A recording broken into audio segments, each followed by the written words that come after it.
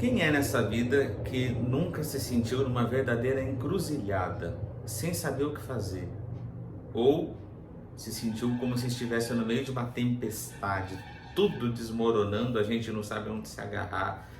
Aqueles momentos da vida que a gente se pergunta: meu Deus, e agora? O que eu faço? Para onde que eu vou? Eu sou o Padre Fernando Clemente, sou missionário do Sagrado Coração e te dou as boas-vindas para mais um vídeo da série de comentário ao Evangelho do Domingo. E esse domingo, o 19º domingo do Tempo Comum, quer nos trazer justamente alguma luz a respeito de situações como essas que eu acabei de dizer e pelas quais todos nós passamos. A insegurança, o medo, o não saber para onde ir.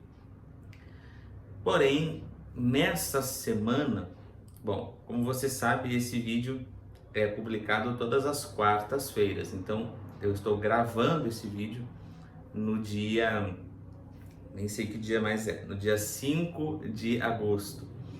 Amanhã, 6 de agosto, é festa da Transfiguração de Jesus, que em muitos lugares é celebrada, mas com um outro nome, e que você certamente vai lembrar. Festa do Bom Jesus, seja Bom Jesus de Pirapora, Bom Jesus de Iguape e outros tantos Bom Jesus que a gente conhece por aí. É sempre nessa data, 6 de agosto. Então, antes de falarmos do Evangelho do domingo, e como as duas ideias estão relacionadas, você vai perceber, vamos primeiro falar da festa da Transfiguração do Senhor. Eu acho que vale a pena, assim a gente também aprofunda um pouco mais o nosso conhecimento. Primeira coisa que é bom a gente observar nessas festas que a igreja nos propõe é a data. Eu já falei em outras ocasiões que o ano litúrgico, que é como a gente chama esse calendário que a Igreja Católica e outras igrejas cristãs também seguem, tende a ser um ano que não segue exatamente uma ordem cronológica, uma ordem histórica. As datas que são propostas para que a gente faça memória de algum evento da nossa salvação, nem sempre são datas que coincidem com aquele fato histórico. Então, por exemplo, já foi falado em outras ocasiões, mas poderemos dizer novamente no futuro, Jesus Cristo não nasceu no dia 25 de dezembro. A gente celebra o seu nascimento nessa data, mas não tinha cartório naquele tempo. A gente assumiu essa data como sendo uma data para celebrar o nascimento de Jesus por uma série de razões. Também nós não sabemos, da mesma forma, quando foi que Jesus subiu ao monte e se transfigurou diante dos seus apóstolos mais chegados. Nós temos essa data, 6 de agosto, como uma data que foi assumida pela igreja para lembrar desse evento. Muitas vezes essas datas, quando é um santo, por que a gente celebra o santo no dia tal? Por exemplo, por que a gente celebra Santa Paulina, Santa Brasileira, no dia 9 de julho? Quase sempre o dia de um santo é o dia do seu falecimento. É o dia que ele entrou para a eternidade. Tem algumas exceções, mas geralmente é isso. Alguns santos e algumas celebrações, quando a gente não tem certeza da data de falecimento daquela pessoa, ou se aquela data coincide com uma outra festa da igreja, então, em geral, se escolhe a data ou do nascimento da pessoa ou a data em que foi inaugurada a primeira igreja dedicada àquele santo. E é mais ou menos o que acontece com a festa da Transfiguração do Senhor. Essa data provavelmente foi escolhida, e eu estou falando de coisa de 1800 anos atrás, mais ou menos, sabe? Provavelmente essa data foi escolhida porque foi inaugurada nessa data a Basílica da Transfiguração lá na Terra Santa, em cima do Monte Tabor, que é o monte em que se acredita que Jesus se transfigurou diante dos seus discípulos. Por isso, no início de agosto. Para nós latino-americanos, mas especialmente para nós brasileiros, nós celebramos essa festa olhando, ao invés do corpo transfigurado de Jesus, daquela cena bíblica em que ele resplandece como o sol sobre o monte na frente dos seus discípulos, glorioso, ao invés de olharmos para ele dessa maneira, aqui no Brasil, por muitas razões históricas, nós começamos a olhar para ele, ao invés de transfigurado, para ele desfigurado.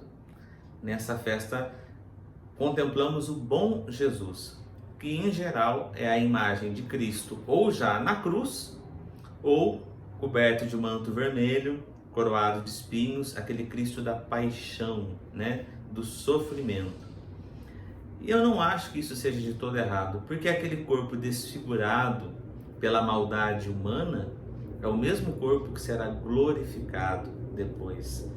A paixão e a ressurreição estão ligadas, porque se a paixão mostra o que nós somos capazes de fazer com violência com o corpo do outro, afinal de contas fomos capazes de torturar ao próprio Deus em Jesus Cristo. Por outro lado, o corpo glorioso, transfigurado de Jesus, que vence o sofrimento, mostra até onde o amor de Deus pode ir, até o que ele pode perdoar.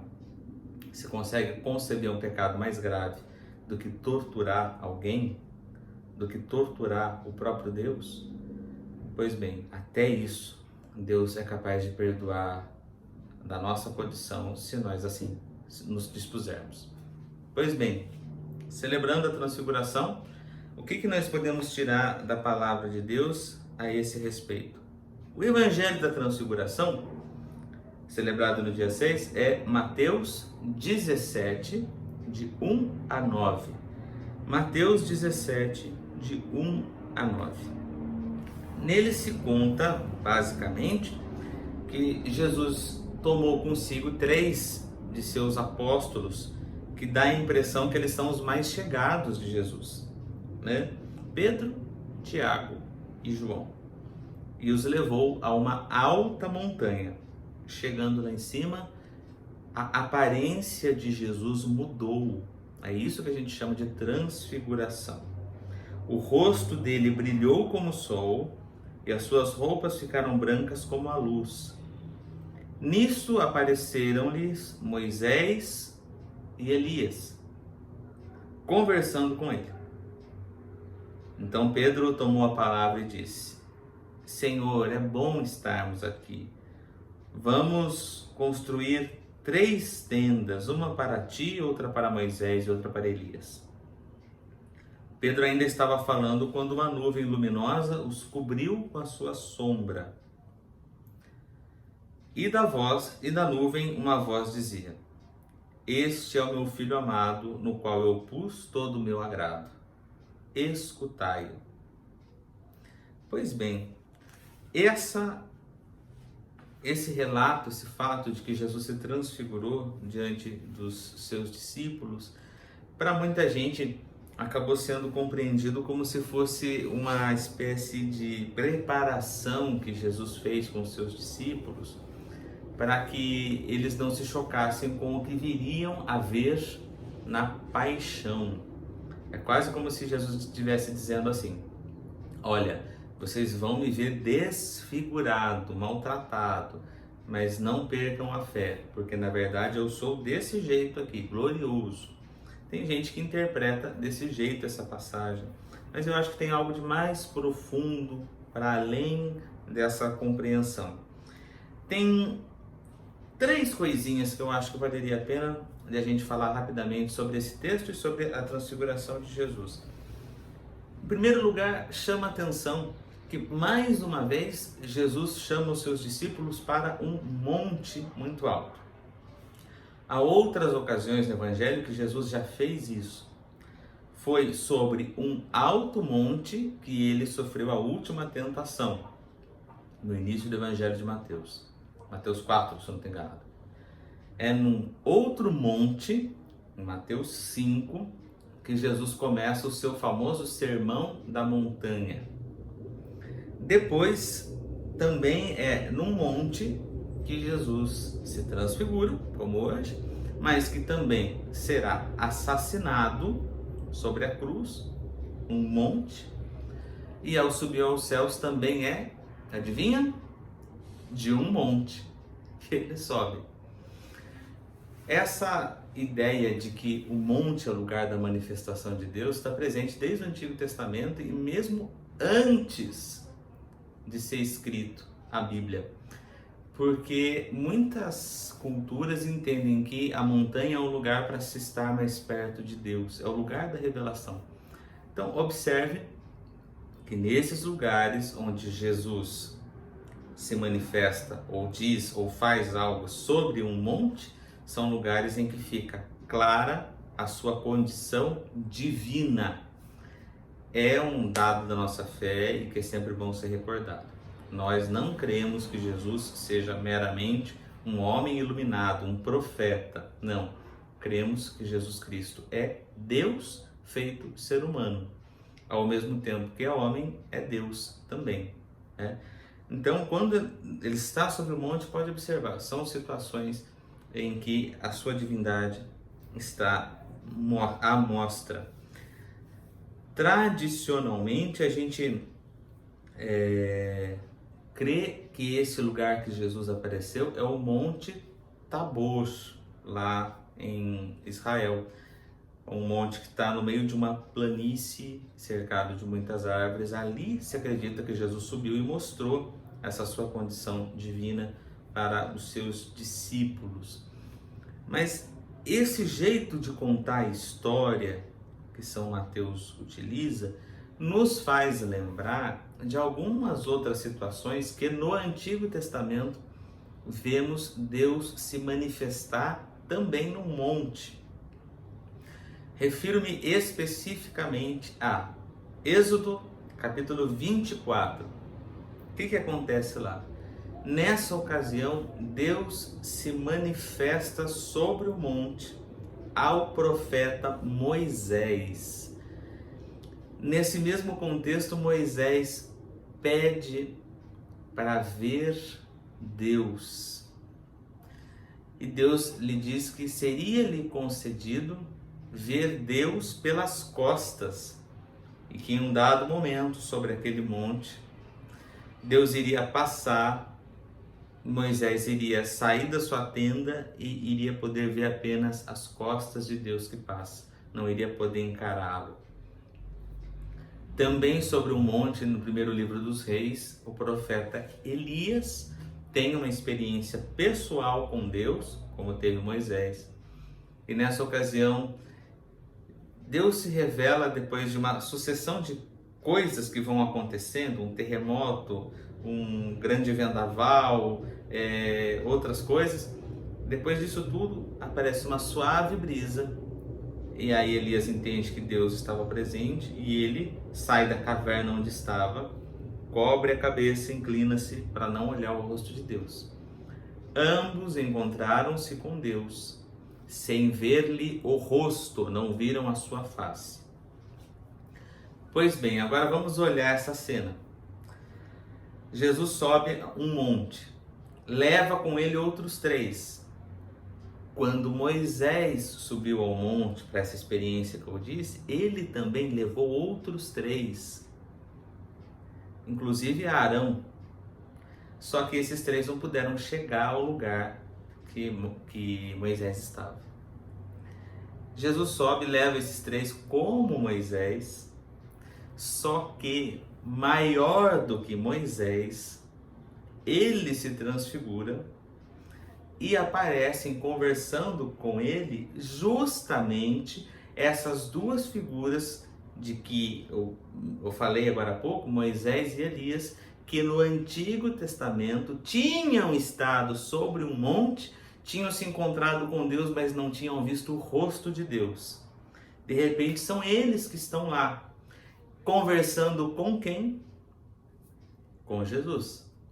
Mas com a diferença de que dessa vez o rosto de Jesus se transfigurou e começou a brilhar como o sol. Ali sim, finalmente, se podia ver a face de Deus. E qual é a face de Deus? A face de Jesus. Já viemos falando disso nos últimos vídeos. Se a gente quer saber como Deus é para Jesus que a gente tem que olhar.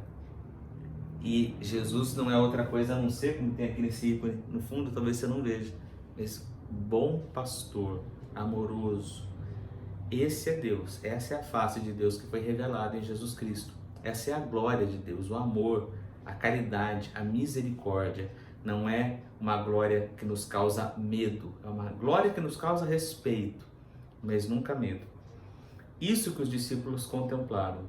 Puderam ver aquela imagem fulgurante do Cristo que conversava com os profetas o ouviam, como a significar Jesus Cristo é ainda maior que Moisés e que Elias.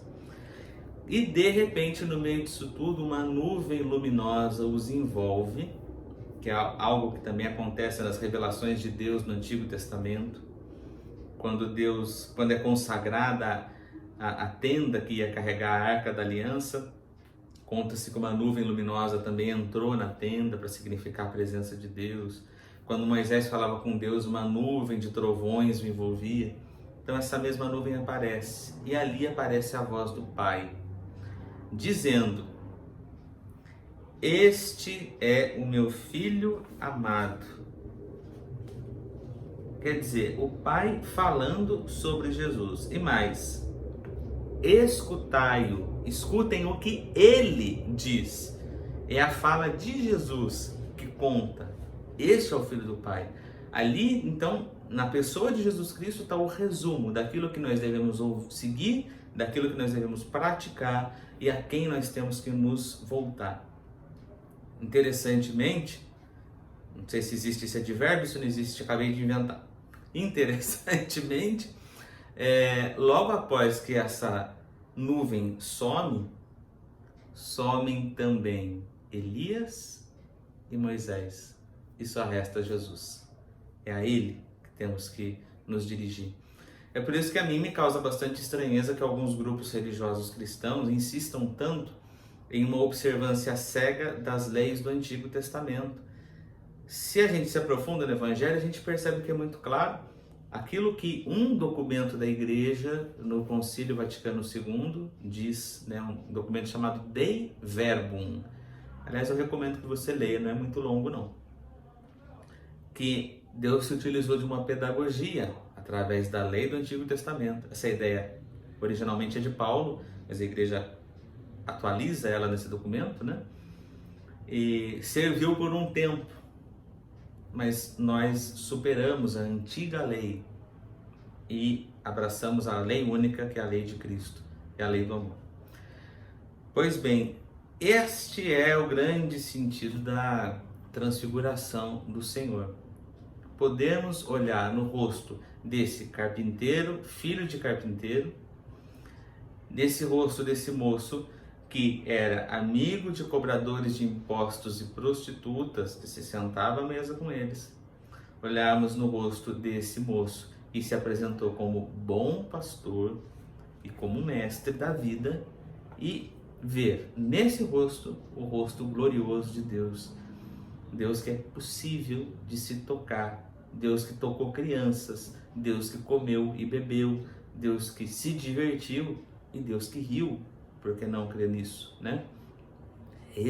Essa é a glória de Deus. Santo Irineu, um dos primeiros cristãos, dizia que a glória de Deus é o ser humano vivo, o ser humano bem, com alegria. E acredito eu que Jesus Cristo não podia ser diferente de uma pessoa bem, com alegria, feliz. Gente feliz é um testemunho da glória de Deus, e trabalhar pela felicidade dos outros é um jeito de fazer o reino de Deus acontecer. Pois bem, só por isso a gente poderia pensar o resto da semana, só com esses dados, mas vamos além. Só para amarrar essa ideia, eu acho que tem uma fala que é interessante de uma figura que vai aparecer no Evangelho do domingo. Estou me referindo a Pedro, que é o meu apóstolo preferido de longe. Porque Pedro, ao contemplar isso tudo, ao se dar conta de que ali estava o próprio Deus, né? Diz: mestre, vamos ficar por aqui, tá tão bom, esse mundo perfeito, esse mundo ideal, que a gente está aqui, você envolto em glória e nós também, a gente precisava descer, ir lá fora, mas não. Eu acho que isso revela também o significado da nossa oração, sabe? Para que ponto deveria nos levar a nossa oração? Contemplamos o coração de Cristo, contemplamos Deus que nos ama, nos alimentamos da sua palavra da Eucaristia, nos fortalecemos com a oração e com o exemplo dos santos, mas não só. Isso é combustível para voltarmos para a caminhada e seguirmos em frente. É preciso transformar isso tudo que ouvimos e cremos em prática. Fazer os outros felizes. Não conheço melhor bênção do que essa. Pois bem, vamos agora ao Evangelho do domingo, que já está chegando, 19º domingo do tempo comum, também Evangelho de Mateus. Continuando o do domingo passado, que foi a multiplicação dos pães, vemos em Mateus 14, de 22 a 23, a cena tão célebre de Jesus andando sobre as águas. Eu vou ler o texto e depois a gente comenta. Nós temos 21 minutos de vídeo, dá tempo. Depois da multiplicação dos pães, Jesus mandou que os discípulos entrassem na barca e seguissem à sua frente para o outro lado do mar, enquanto ele despediria as multidões. Depois de despedi-las, Jesus subiu ao monte aí de novo, para orar a sós. A noite chegou e Jesus continuava ali sozinho. A barca, porém, já longe da terra, era agitada pelas ondas, pois o vento era contrário. Pelas 3 horas da manhã, Jesus veio até os discípulos andando sobre o mar. Quando os discípulos o avistaram andando sobre o mar, ficaram apavorados e disseram: "É um fantasma!" e gritaram de medo. Jesus, porém, logo lhes disse: "Coragem, sou eu, não tenhais medo." Então Pedro lhe disse: "Senhor, se és tu, manda-me ir ao teu encontro caminhando sobre a água." E Jesus respondeu: "Vem." Pedro desceu da barca e começou a andar sobre a água em direção a Jesus. Mas quando sentiu o vento, ficou com medo e começou a afundar e gritou: "Senhor, salva-me!" Jesus logo estendeu a mão, segurou Pedro e lhe disse: "Homem fraco na fé, por que duvidaste?" Assim que subiram no barco, o vento se acalmou. Os que estavam no barco prostraram-se diante dele, dizendo: "Verdadeiramente, tu és o Filho de Deus." Palavra da salvação. Glória a vós, Senhor. Algumas perguntas a partir desse texto, que pode ser que venham. Eu vou fazê-las agora a esmo e depois a gente tenta amarrar isso tudo. Por que Jesus me enfia essa cambada de discípulos num barco e fala: "Vão, sozinhos"? Será que Jesus estava cansado, com a cabeça cheia? Falou assim: "Gente, eu preciso..." Igual mãe, né? Mãe tem um dia que tá assim, né? "Não aguento mais essa falação na minha cabeça, deixa eu ficar quietinho um pouco." Foi rezar no monte. Será que foi isso? Botou eles no barco, mas não disse para onde que eles tinham que ir. Falou assim: "Vai, atravessa o mar." Mas onde que a gente vai te esperar? Não falou. "Que horas que você volta?" Não disse. "Como é que vai chegar?" Nada.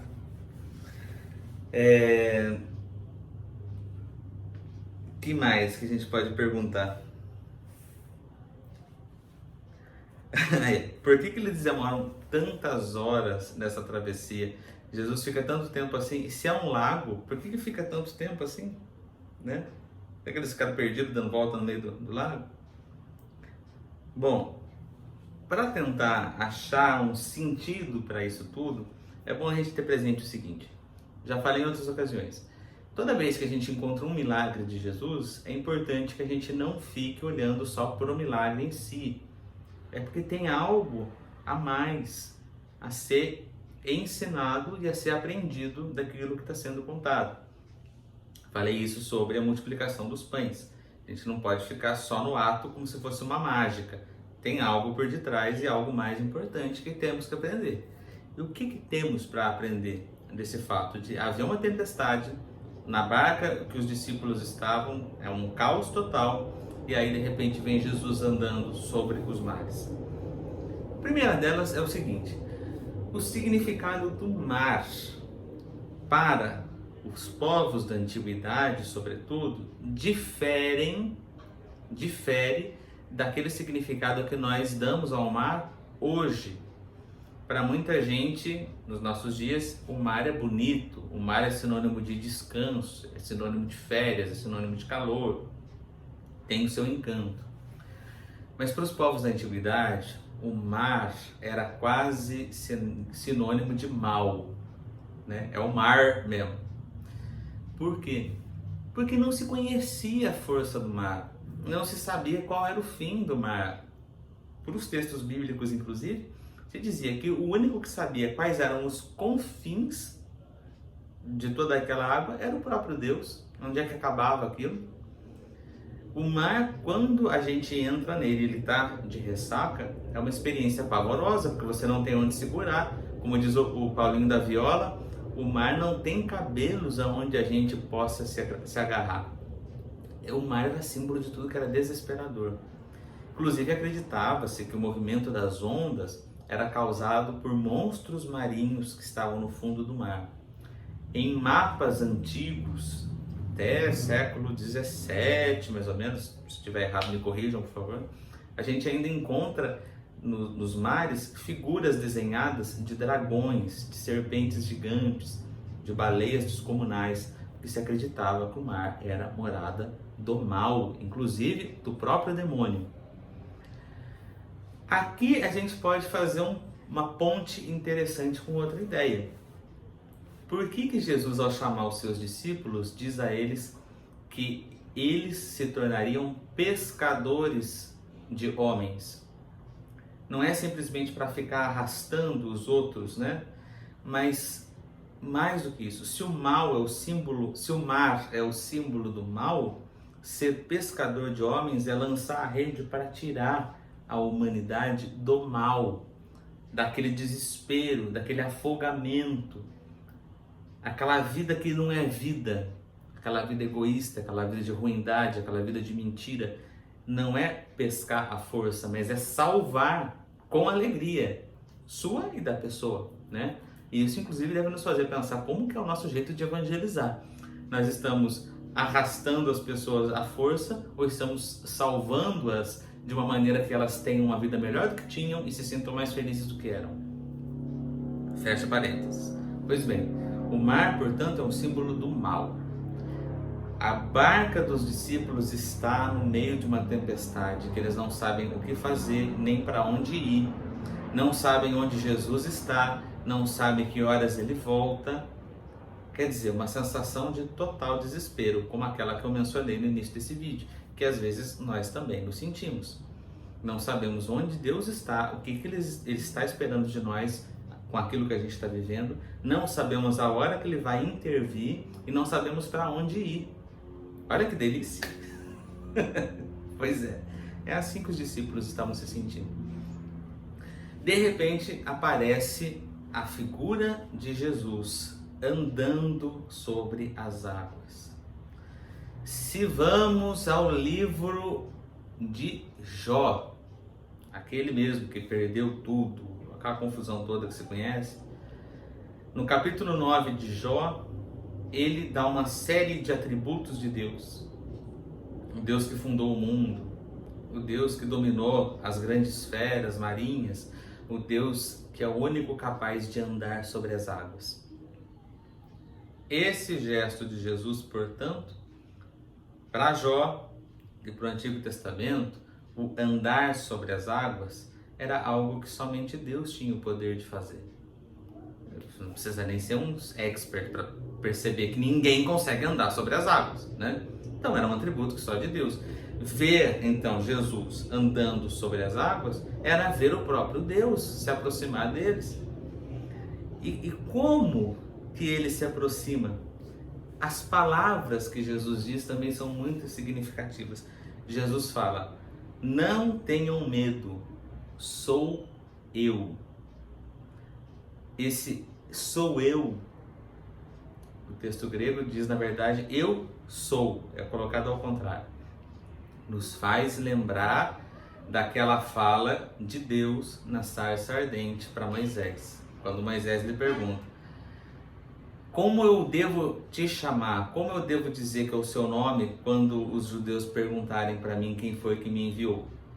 E Deus fala para Moisés lá no livro do Êxodo: eu sou aquele que sou. Um dos nomes de Deus, portanto, é eu sou. E é assim que Jesus se apresenta para aquela cambada de gente medrosa que estava na barca. Não tenham medo, eu sou. Não tenham medo. Essa frase na boca de Jesus é mais deliciosa ainda, porque revela ainda mais esse rosto glorioso dele, que eu disse há pouco, rosto de bom pastor. Ele se apresenta aos discípulos, e aqui tem uma coisa bastante interessante. Pedro pede para ir ao encontro de Jesus. E de fato vai. Mas cabe aqui um parêntese. Eles confundiram Jesus com um fantasma. Estão numa barca onde Pedro é o chefe e essa barca está sendo agitada. É bom sempre nós lembrarmos que o Evangelho não foi escrito conforme as coisas iam acontecendo. Não tinha ninguém na barca com uma caneta e um papel escrevendo o que estava acontecendo. Isso tudo foi contado depois da ressurreição de Jesus. Então, por que só foi escrito depois? Porque não havia necessidade, as pessoas se lembravam de Jesus, lembravam do que ele tinha dito, estava tudo fresco na memória. Mas passados os anos, sentiu-se a necessidade de se escrever. Esse fato da tempestade acalmada, imagina isso sendo escrito no meio de uma comunidade que estava sendo perseguida, anos depois da ressurreição de Jesus. Estava sendo perseguida pelos judeus, logo seria perseguida pelo Império Romano, havia muita gente sendo expulsa de casa, sendo preso.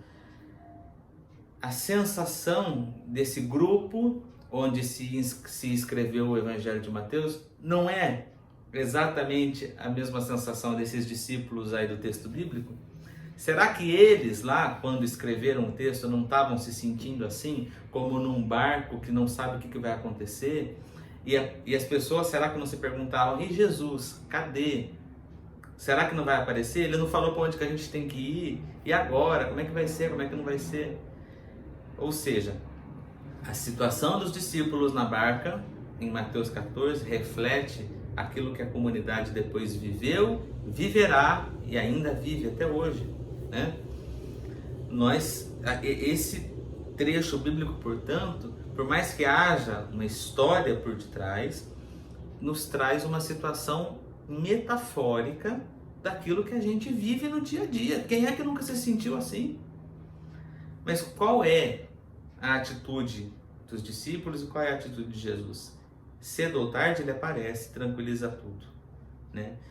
Nos diz para não termos medo, porque ele é Deus que está guiando a nossa barca. Pedro recebe de Jesus, como o chefe do grupo, algo de sobrenatural, de conseguir passar por cima dessas tribulações todas, como o próprio Jesus passou. E nós também somos convidados a essa confiança, de saber que nossa barca não está sozinha, nossa barca não está sem rumo, sem leme, sem capitão. O que faz com que Pedro afunde é justamente a desesperança, a descrença. Eu acho que aqui tem algo que pode nos ensinar muito também. E com isso eu já vou terminando. Nós cremos num Deus que se aproximou de nós através da pessoa de Jesus Cristo. Essa transfiguração nos apresentou. A face de Jesus é a face de Deus. Cremos que depois que Jesus subiu para junto do Pai, nós não o temos mais fisicamente perto de nós para nos dizer, para entrar aqui pela nossa porta, sentar, tomar um café com a gente e falar assim, olha, nessa situação que você não sabe o que fazer, você vai fazer isso, vai fazer aquilo outro, vai fazer aquilo outro. Vamos ter situações que vão tirar o nosso controle e vão nos dar a sensação de que estamos num barco perdido no meio do mar. Porém, a ausência física de Jesus, o silêncio de Deus frente às dificuldades que eu e você podemos passar, não significa indiferença de Deus. Não significa que Ele está desligado daquilo que está acontecendo conosco. A nós cabe, diante de situações de falta de controle da situação, não perdermos a esperança. É isso que nos vai fazer andar sobre esse mar do mal. Nunca nos desesperarmos. Eu acho que tudo começa a ruir, a ir por água abaixo, no momento que a gente se desespera. Quando a gente confia, quando a gente transmite confiança, e dentro da barca que é a igreja a gente consegue passar confiança uns para os outros, aí Deus está presente. Mas se a gente se entrega ao desespero, a gente afunda e leva outros com a gente. Isso vale para a vida da igreja, isso vale para a vida como um todo. Pois bem, então vamos pedir ao Senhor que nessa semana nos conceda essa graça. Contemplar o rosto de Deus na pessoa de Jesus Cristo, na sua bondade, nos alimentarmos da sua palavra, da oração e entendermos que crer em Jesus Cristo, que ser membro de uma igreja ou qualquer coisa que o valha, não vai tirar da nossa frente as dificuldades, não vai fazer com que a nossa barca seja jogada para lá e para cá. A gente sempre vai ter tribulação. O próprio Jesus falou. Tá, então, mas o que me vale contemplar o rosto de Jesus e me aproximar dele? Te vale de dar confiança. A gente pode não ter todos os problemas resolvidos por si de Jesus Cristo, e não vai ter mesmo. Mas certamente nós teremos muito mais força para atravessarmos esses sofrimentos de cabeça erguida e ainda aprendermos com Ele. Peçamos então ao Senhor essa graça de contemplar, mas também fazer a nossa parte e, acima de tudo, nunca se desesperar. Desejo a você uma excelente semana e até a próxima, se Deus quiser.